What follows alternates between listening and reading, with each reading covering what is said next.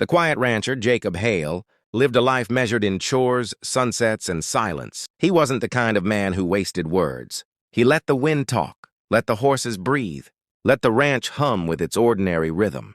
Maria had become part of that rhythm ever since she arrived. Steady, kind, always trying to do more than she needed to.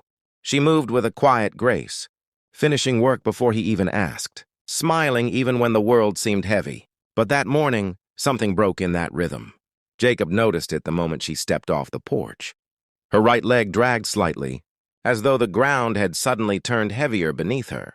She tried to hide it at first, walking faster, pretending nothing was wrong. But Jacob's eyes had spent years studying subtle signs. The weather, the animals, danger. He knew pain when he saw it. Maria's smile was there, but it trembled. Her hands were steady. But every now and then she'd grip the counter as though the world swayed beneath her. He didn't speak at first. He didn't want to scare her off. But by afternoon, the limp had grown worse. She winced every time she turned. Sweat dotted her forehead, not from heat but effort. When she bent to pick something up, she nearly fell. That was when Jacob finally broke his silence. "What happened?" His voice was soft yet firm. She froze. He watched fear flash in her eyes before she forced it away. "Just slipped," she whispered. "I'm fine." It was a lie that hurt more than the limp. Jacob offered to take her to a doctor. She refused instantly, shaking her head too fast. He told her she could rest, he'd handle the work. She insisted she needed to stay busy. Something wasn't right. Not with the way she kept glancing toward the road. Not with how the dogs growled restlessly toward the distant hills. That night, when the world went quiet, Jacob stepped outside. Far off across the dark ridge, a flicker of headlights appeared, then vanished, watching, waiting. The hair on the back of his neck rose. Maria wasn't just limping. She was running from something, and whatever it was, had finally found its way to his ranch. Jacob woke before dawn, uneasy, the same way the earth trembles before a storm. Something felt wrong, wrong enough that even the silence seemed louder than usual. The kitchen should have smelled like fresh coffee and frying eggs. Maria should have been there, humming softly like she always did. But the room was empty, the stove cold, the house too still. When he called her name, the echo came back hollow. He moved to her room, knocked gently, then pushed the door open. The bed was perfectly made. No sheets disturbed, no pillow dent. She hadn't slept there at all. Jacob stepped outside, heart beating harder than it had in years. And then he saw it, tracks in the dirt. Hurried steps slicing across the ground, one foot pressing deeper than the other. The limp. She had left in pain, in a rush, maybe in fear. A few yards away, something darker stained the dust. His chest tightened. Blood. Not much, but enough to scream danger without a sound. He saddled his horse faster than he ever had, then rode straight to town, to the only place that could help, Sheriff Dalton's office. The sheriff looked up from paperwork, surprised by the rare urgency in Jacob's eyes. Jacob wasn't a man who panicked. If he was here like this, it was serious. When Dalton heard Maria was gone, his expression changed from confusion to grim understanding. The sheriff hesitated, then finally told Jacob the truth he'd been holding back.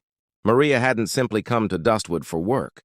She had escaped from people who treated human lives like property, people who hid behind money, threats, and violence. She had information.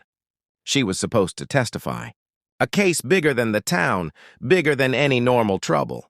But the men she escaped didn't forget, and they certainly didn't forgive. Dalton believed they had found her trail again. Jacob felt something burn in his chest, a fierce, protective anger. He wasn't law enforcement. He didn't carry a badge. But the land was his, and on his land, Maria had been safe, until now.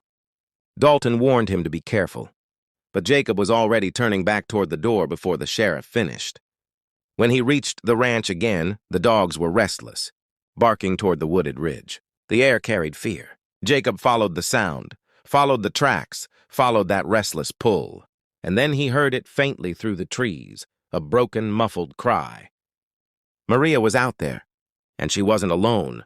Jacob moved through the trees like he'd been born from them, every step controlled, every breath quiet. The sound came again, faint but desperate, a muffled cry carried by the wind. He slowed, easing closer, until through the thick brush he finally saw her. Maria was on the ground, wrists bound, a strip of cloth tied around her mouth. Her face was pale, pain carved deep into it, and her injured leg was bleeding again. Two men stood over her, armed, confident, talking like they had all the time in the world. They thought this was their ground now. They thought no one was coming. They were wrong. Jacob tightened his grip on the rifle. Rage rose in him slow and steady, like a fire that had been waiting for years to burn. But anger wouldn't save her. Calm would. He studied the men's movements, the direction of their guns, the space between them and Maria. Then he gave a sharp, low whistle. In an instant, his dogs burst from the brush, snarling and lunging. The men swung around in panic, firing shots that went wide. That heartbeat of chaos was all Jacob needed. He stepped out, rifle raised, gaze cold and unshaking. "Drop it," he said. His voice wasn't loud, but it carried weight. One man froze, eyes wide. The other cursed and reached for his gun again. Jacob fired a shot so close it split the dirt beside the man's boot, the force jolting him backward and knocking the fight clean out of him. Moments later, both men were on the ground, disarmed, tied, their arrogance gone.